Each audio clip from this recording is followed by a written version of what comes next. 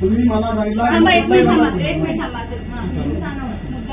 कशातरी म्हणजे हे नाही चालत नाही आमच्या कोणा कायद्याने बोलणार आहे मला तुम्ही कायदा लिहून द्या की ते अशी अध्यक्ष चालत नाही मला तुम्ही कायद्याने बोला मला तुम्ही कायद्यात बोला कायद्याने मला चालत नाही मी कायद्याने पोलीस स्टेशनला गेलेच आहे हो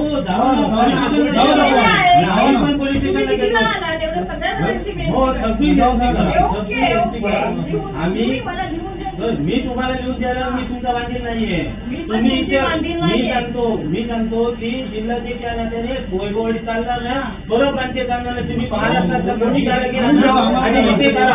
आम्ही धंदा करून सांगत नाहीये आम्ही कायद्याने बोलेल ना तर कायदा जेव्हा तुम्हाला देईल ना परमिशन त्यावेळी या आता हे कामगार आता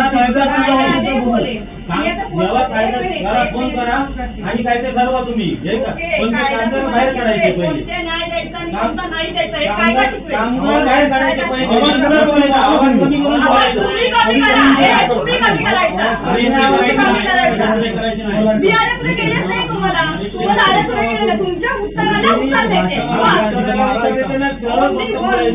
तुम्ही फक्त तुम्ही पण आमच्या क्वेश्चन पण आहे आमच्याकडे तुमच्याकडे क्वेश्चन आहे ना आमच्याकडे आन्सर पण आहे तुला व्यवस्थित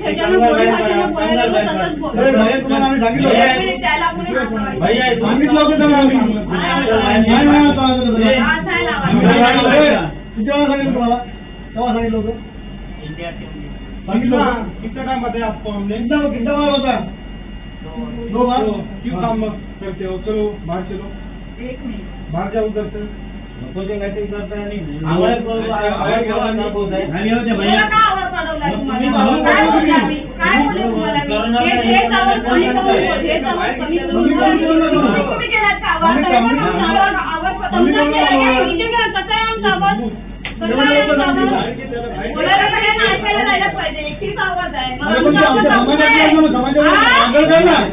समाजाचा आदर करते समाजाचा आदर हॅलो मॅडम सर तिच्या सगळे लोक आली आहेत तिकडे भांडायला माझ्याशी मी तुम्हाला कालच बोललेले ना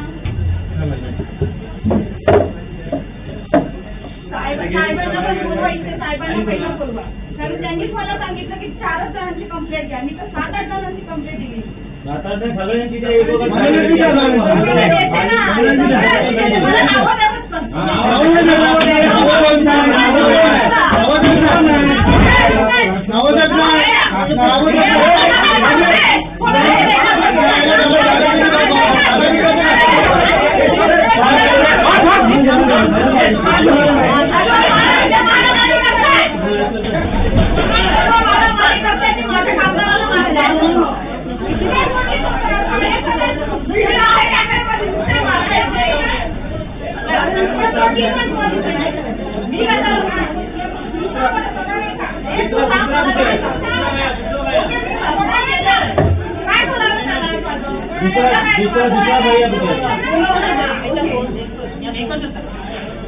पोलिसांना बोलवलं जायचं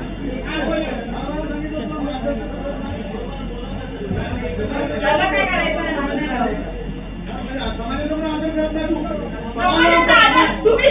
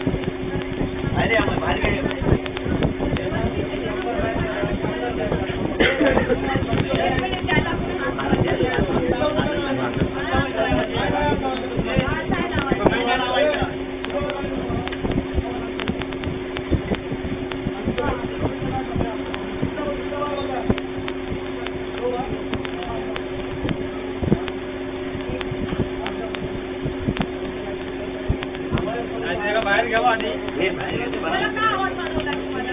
त्याला बाहेर घ्यावा आणि काय बोलले तुम्हाला मी? त्याच्या बाहेर घेतल्यानंतर पोलीस येतं ना बरोबर. तुम्ही केलात का? आवाज